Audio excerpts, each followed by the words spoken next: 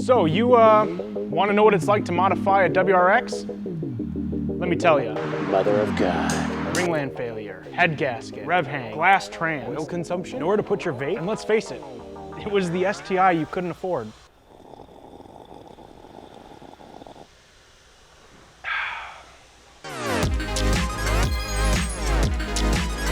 From the time this car was released to the public in '92, for the first time up into the modern day car, Subaru has come a long way with the development of this rally-inspired, back-braking, turbocharged, MF hood scooped, all-wheel drive machine. Now you can pick them up for an affordable price.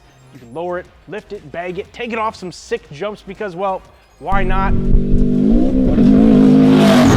Now today, we're talking about the pros and cons of modifying your 15 plus Subaru WRX. Now as the car that most people recognize as the first Impreza WRX, because it's the first one we saw here in America, was the Bug-Eye. That was released in 2002 to the general public with a 2-liter EJ20 flat-4 turbocharged 227 brake horsepower machine.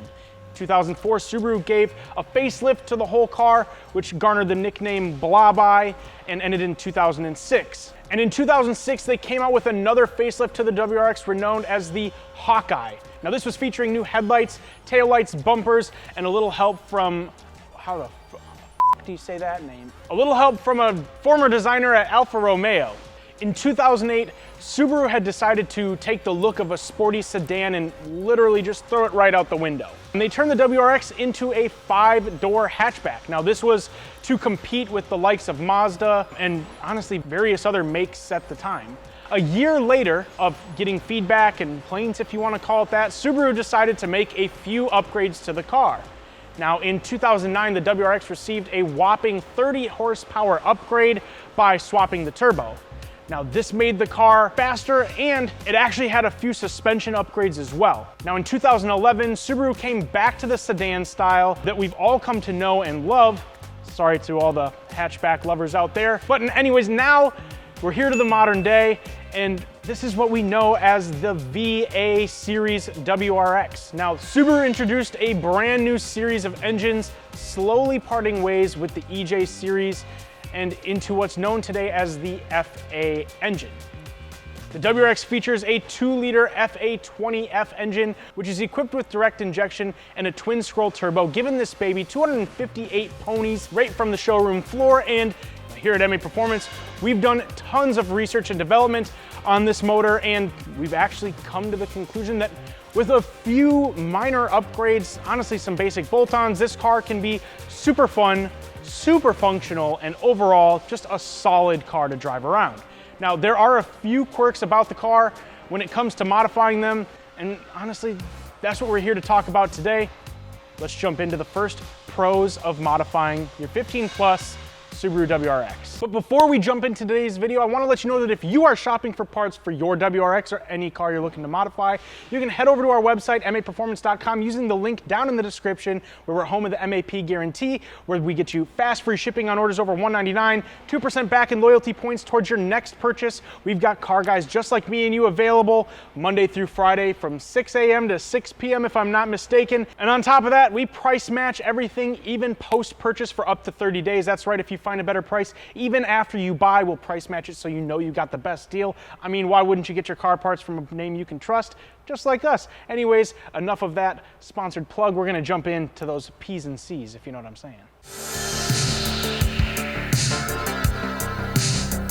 All right, you guys, so let's get into the pros first and foremost. Now, the first one for me is gonna be that it's just a Subaru, right? You could take it off-roading if you're not slammed or, you know, whatever. You could take it off some sick fucking jumps. You could take this thing to the grocery store. It's got 4 doors for all your friends to pile in and go do fun friend things. And not to mention, it's an all-wheel drive sedan. So, I mean, like in all reality, it's one of the most practical vehicles you could drive, you know, all day long and have fun with at the same time. So for me, at least, the fact that it's a Subaru and has all the functions we've come to love is literally the main reason to love this car. It's the perfect daily driver that you can also have fun with. Not to mention, in my opinion at least, and I'm sure yours if you're watching this video, they look pretty fucking sick. They look great. easy to drive, easy to maintain-ish, and we'll get into the cons later. Anyways, that's pro number one. Pro number two for me is like tons. And what I mean by that is that there's literally so many people offering support for this platform that the aftermarket parts you could choose from are literally endless. Whether you're looking for parts from our friends over at Tomei or from our friends over here at Cobb. Not to mention, we happen to make our own as well. And if you're interested in those parts, I'm gonna leave a shameless plug right here. You can check out those links down below as well, just to get an overview of the parts we make. Like I said, there's tons of people who are supporting this platform with products ranging from mild to wild. I mean, if I was to just take all the Subaru parts in this warehouse, I guarantee you I've got over a ton, which for those of you who don't know is 2,000 pounds worth of product just sitting here. So, nonetheless, tons of aftermarket support. If you haven't gone into a new platform before, this may not be a con that you're even really possibly aware of, because platforms like this just get a lot of love. But until you own a car that doesn't get a lot of love, you don't see that this is a major advantage and obviously a pro. On to the next one. Now, the next one for me is gonna be that, in all honesty, this car would appeal to someone who's not quite sure what it is they're looking for out of modifying their car. If this is like the first car you've ever modified, or you're looking for the first car you plan to modify, this would be an excellent option for you, especially considering these cars look great as, you know, show cars. If you wanted to make them look really nice, bag them, and do whatever you want with some fancy wheels, these cars look amazing. If you're looking for a car you could take to the track, these cars do really well there. If you're just looking for a car you could drive around every day that you also can hear some cool sounds out of the exhaust or some induction noises with an intake up front, the car does all those things exceptionally well, and I think that's why the car's become such a popular platform to modify. We happen to love them too, so you're not alone. Now, the car also comes with direct injection, which, you know, for some purposes it's a benefit, and for some purposes it's obviously a con. We can get into the cons later, but obviously as a benefit, you're able to run ethanol-based fuel in various blends, and the car can make up for that fuel additive changes on the go, considering it's direct injection. Would it be port injection? That would not be as possible. All right, you guys, now that we've gotten through the pros of the platform, let's get to the thing that you've all been waiting for, and that's the cons. Now, that these cars stereotypically have glass transmissions, and not literally, but they're just relatively weak. Once you start pushing a decent amount of power through these cars, the trans very quickly becomes the weak point and the fail point for these, so a built trans is pretty quickly in need. So that'd be a con for me. Now, the next con for me is gonna kind of piggyback off of the power threshold, and that's that, you know, these cars on stock internals can really only safely make anywhere from like 330 to 350. Now, everybody knows that guy who made 400 a few times. Now, I'm talking about the person who's gonna modify this car and drive it every single day to work as their primary vehicle, and also take it out for like some fun spirited driving days or track days. Having this car stuck at the 330 to 350 wheel horsepower range safely is kind of shitty, in my opinion. It's just not that fast. You become comfortable with it really quickly, and when you're looking for more out of it at that point, it gets really, really expensive to modify and make big power. Now, not to say people don't do it. People do it and they love the cars. This happens with plenty of people. Again, everybody knows a guy. But again, the only way that we've found to safely push these past the 330, 350 wheel horsepower mark is by building the internals, which again becomes expensive. Now, the next con for me is going to be that the shifter in these cars, just generally speaking, feels relatively sloppy.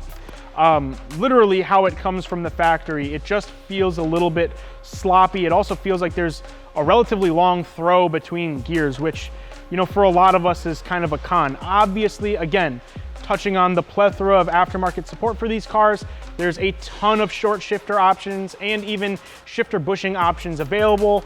I know personally a really popular option for these would be the Perrin shifter bushings that help tighten things up quite a bit, and obviously just give it a little bit more of a better feel when you're shifting through gears. And I think that's a good point, right? I mean, most of the cons that we're going to identify, with the exception of how expensive it is to build the car up past, you know, the 400 horsepower mark if you wanted to be ambitious with it, but the glass transmissions, how expensive it is to push it past, you know, a 400 wheel horsepower level, I guess you could say. Outside of that, all of the cons are relatively fixable with the help of the aftermarket support that there is, and even the ones that are relatively expensive to fix are in fact fixable. So if you're in love with the car and you're a diehard Subaru enthusiast, the 2015 WRX is definitely a car that you should consider, a car that I would consider buying.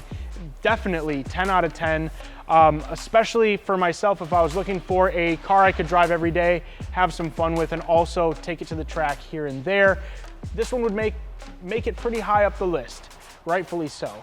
What do you guys think though? Would you modify a WRX taking into consideration all the pros and the cons? Let us know down in the description below. And if you haven't already, be sure to subscribe to our channel and leave us a big like and a thumbs up and a comment, and turn on the bell and do all the things you're supposed to do at the end of a YouTube video. That's where we're gonna end it though, guys.